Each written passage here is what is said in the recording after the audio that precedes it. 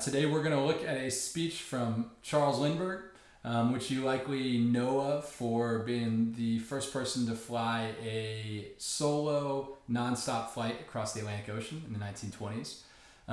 This is a speech of his from 1941. So by this point, he's been a public figure for almost 2 decades, at least 14 years, 15 years. It's not quite 2 decades. And the speech he's giving is basically his take on whether or not America should get involved in World War II. So let's dig into it. Hey, what's up, guys? We're taking a look at this speech from Charles Lindbergh from 1941. Remember, just like we did before, we're going to look at a lot of the headings and titles and things like that before we get going, just so we have a good context for what it is that we're looking at. So here we go.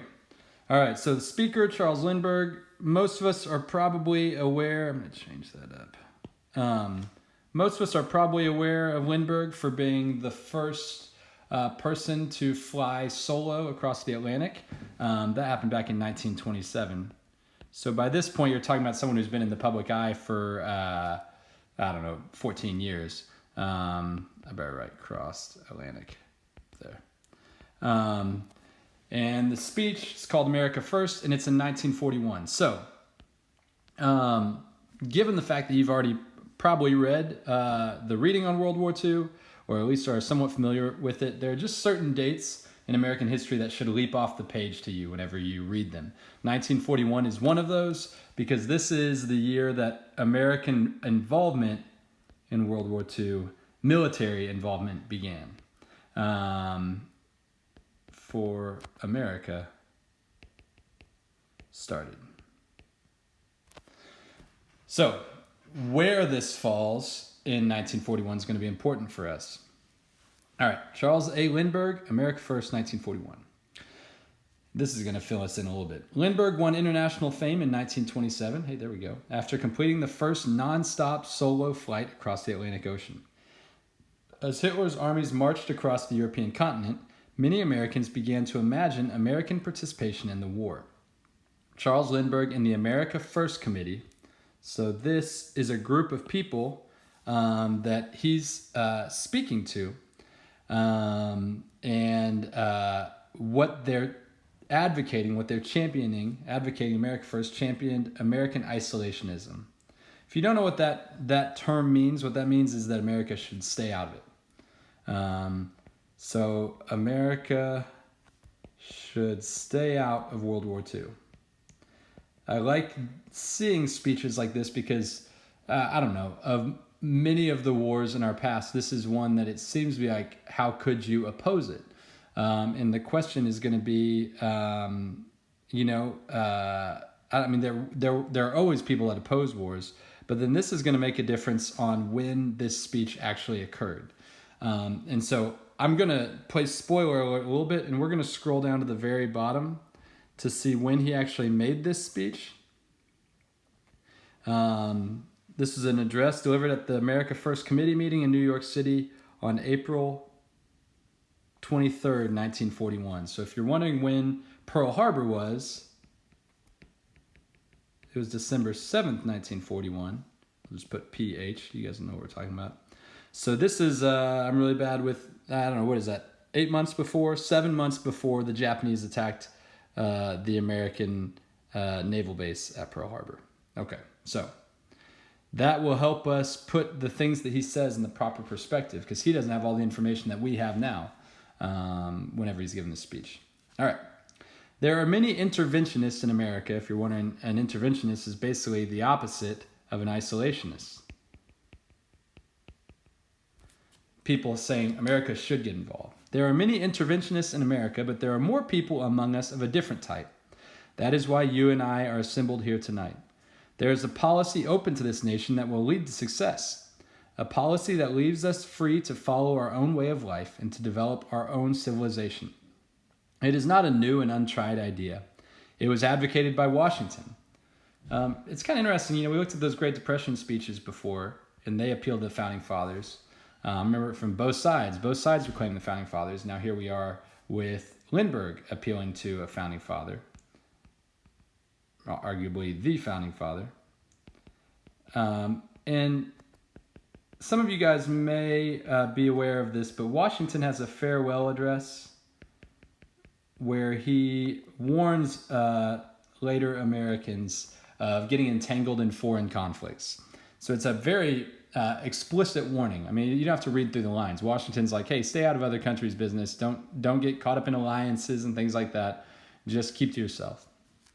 So Lindbergh says it was advocated by Washington. It was incorporated into the Monroe Doctrine. If you don't know what that was, I could be wrong on the year, but I'm going to put it there anyways. I think it was in 1824. Basically, America, under James Monroe, when he was president, put forth a doctrine that said the U.S. wouldn't tolerate European meddling in the Western Hemisphere. Essentially, what happens there is America says they're going to protect the Western Hemisphere's ability to develop on its own without European interference. Well, so what's interesting about that is really what he's building here is a case that, like, hey, separate sides of the world, just stay to yourself, is what Lindbergh's doing. Under its guidance, the United States became the greatest nation in the world. It is based upon the belief that the security of a nation lies in the strength and character of its own people. Notice that. Strength and security comes from own people. Strength and character of its own people. It recommends the maintenance of armed forces sufficient to defend this hemisphere from attack by another combination of foreign powers. So really what you're talking about here is he's saying our obligation is to defend ourselves. That's what a military does. It demands faith in an independent American destiny. This is the policy of the America First Committee today. It is a policy not of isolation, but of independence, not of defeat, but of courage. It is a policy that led this nation to success during the most trying years of our history, and it is a policy that will lead us to success again. We have weakened ourselves many months, and still worse. We have divided our own people by this dabbling in Europe's wars. While we should have been concentrating on American defense, we have been forced to argue over foreign quarrels. We must turn our eyes and our faith back to our own country before it is too late. And when we do this, a different vista, you might say a different view, opens before us. Practically every difficulty we would face in invading Europe becomes an asset to us in defending America. Our enemy, and not we, would then have the problem of transporting millions of troops across the ocean and landing them on a hostile shore. They, and not we, would have to furnish the convoys to transport guns and trucks and munitions and fuel across 3,000 miles of water. Our battleships and submarines would then be fighting close to their home bases. We would then do the bombing from the air and the torpedoing at sea. And if any part of an enemy convoy should ever pass our Navy and our Air Force, they would still be faced with the guns of our coast artillery and behind them the division of our armies. So basically he's saying, hey, invading Europe, really hard, which means it's going to be really hard for Europe or Germany to invade us. You can't read any of that. Same for Germany if they invade us or attempt to. The United States is better situated from a military standpoint than any other nation in the world. Even in our present condition of unpreparedness, that's going to be an interesting thing because that's what, it's a lot of people were upset about that. They didn't feel like we were prepared. At this point, there's more preparation going on than had been, but it's still like, I guess it didn't matter what side of the spectrum you were on, whether you wanted to intervene in World War II or whether you didn't. You acknowledge that there was an unpreparedness of the American military forces. No foreign power is in a position to invade us today. If we concentrate on our own defenses and build the strength that this nation should maintain, no foreign army will ever attempt to land on American shores. So, I mean, you guys understand what's being said there. But I'm just going to go back and look at some of these things that, how many times you see the words own, our eyes, our faith back on our own country before it's too late. So anyways, you're going to start seeing that he's saying our own over and over and over, because he's really speaking to America. Hey, we gotta worry about our own business. Let's focus on our own selves. Let's not worry about the problems of other countries. War is not inevitable for this country. Such a claim is defeatism in the true sense. So what we should be able to see from something like this is that Lindbergh thinks it might even be possible to avoid involvement.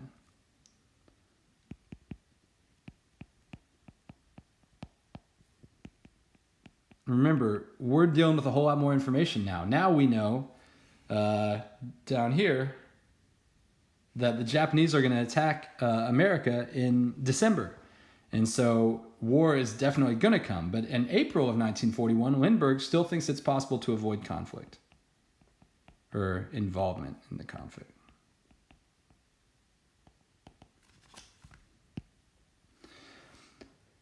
No one can make us fight abroad unless we ourselves are willing to do so. No one will attempt to fight us here if we arm ourselves as a great nation should be armed.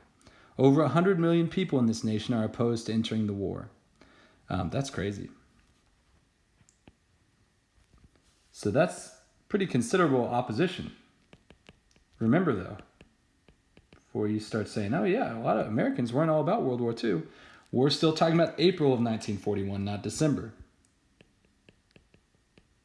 The situation would change drastically at the end of this year. If the principles of democracy mean anything at all, that is reason enough for us to stay out. The idea being, what's the principle of democracy? The people have a say, right? So what he's saying is, if the people, 100 million of them, over 100 million of them, don't want to get involved, then really we should expect to not get involved, right? If we are forced into a war against the wishes of an overwhelming majority of our people, we will have proved democracy such a failure at home that there will be little use of fighting for it abroad. The time has come when those of us who believe in an independent American destiny must band together and organize for strength. We have been led toward war by a minority of our people. This minority has power, it has influence, it has a loud voice, but it does not represent the American people. During the last several years, I have traveled over this country from one end to the other. I have talked to many hundreds of men and women, and I have letters from tens of thousands more who feel the same way as you and I. Most of these people have no influence or power. Most of them have no means of expressing their convictions, except by their vote, which has always been against this war. Remember, it's just, this is what you're going to see time and time again when you're looking at primary sources, especially speeches. He's characterizing the average American, right? You saw this in speeches during the Great Depression. What he's saying is, hey, there are people that oppose war. They don't have any means. They may not be rich. They may not be powerful. All they have is their vote. They are the citizens who have had to work too hard at their daily jobs to organize political meetings. Hitherto, they have relied upon their vote to express their feelings, but now they find that it is hardly remembered except in the oratory of political campaign. These people, oratory, that might just be another word for rhetoric, and how would we say? It's manipulation wouldn't be the right word, but that's kind of what he's saying, is that the average person's feelings aren't remembered except being used as a tool for manipulation in political campaigning. These people, the majority of hardworking American citizens, are with us. They are the true strength of our country, and they are beginning to realize, as you and I, that there are times when we must sacrifice our normal interests in life in order to ensure the safety and the welfare of our nation. It's really interesting because that sounds like a call to war, but he's talking about the opposite, right?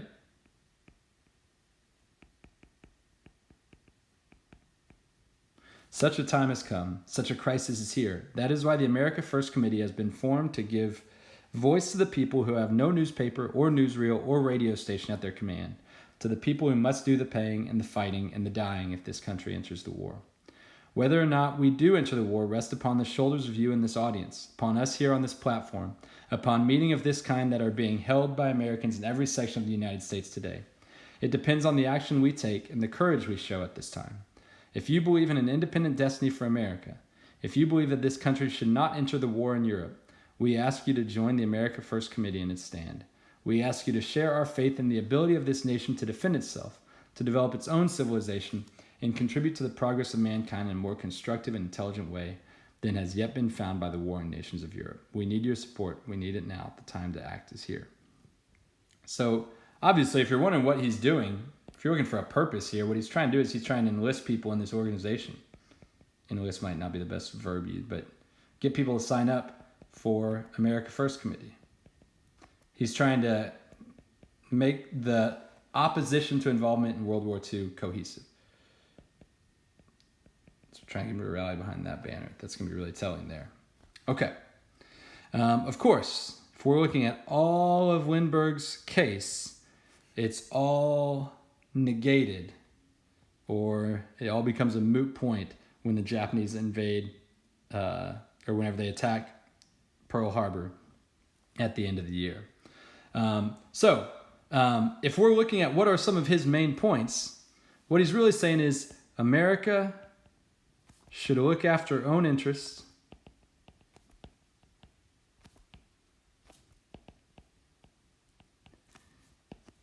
only fight to defend itself,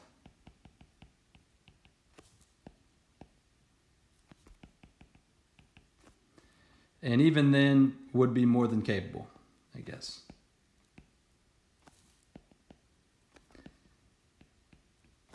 And, I think one of the interesting things about this, I don't want to say it's wishful thinking, because at the time, who knew? But you see this, where was he at? Where did I see that? Oh, gosh, get back up here.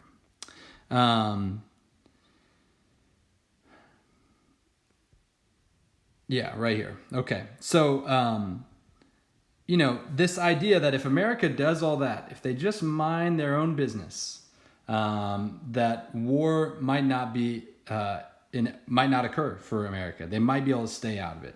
And so really the idea being that if they do all of these things, they could stay out of it. The Japanese basically, they put that to the test, I guess. Some people would say that there were already policies that America was doing that basically ensured that they would be in the war even before Pearl Harbor. So, it's not a question of, at this point in the war, they were already, some people would say they were already on the track to have to get involved. But, it is interesting that even at this point, Lindbergh's argument seems to be if they just mind their own business, if they just focus on building a strength large enough to defend themselves, that they could stay out of it and countries would be opposed to invading them or attacking them. All right. I hope that helps. Thanks, guys.